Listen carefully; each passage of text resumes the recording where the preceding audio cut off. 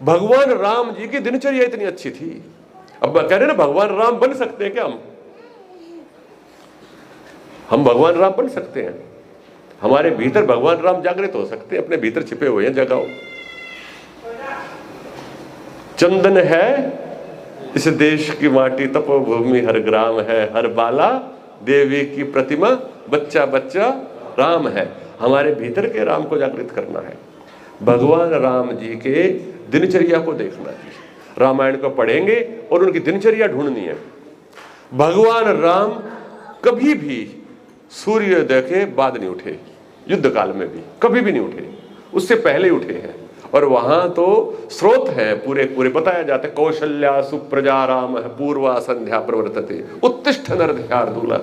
जगा रहे हैं महर्षि विश्वामित्र, अरे कौशल्या के पुत्र राम तू उठ जा, सुबह होने वाली है।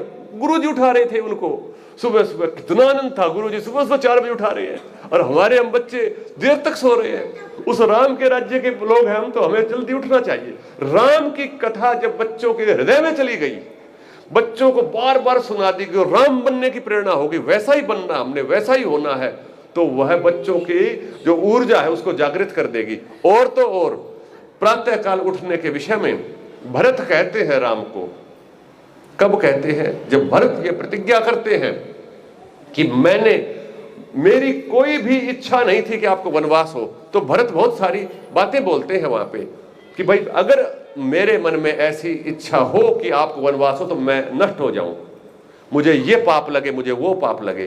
तो उन्हीं पापों के बीच में एक लाइन ये भी बोलते हैं भरत कि यदि मेरे मन में ये इच्छा रही हो, कभी भी मेरे मन में यदा कदा भी यह भाव आया हो कि राम को वनवास मिले, तो मुझे वही पाप लगे कि जो सूर्य उदय के बाद उठने वाले को लगता है। राम का जो जागरण है वो प्रातःकाल उठने से शुरू होगा।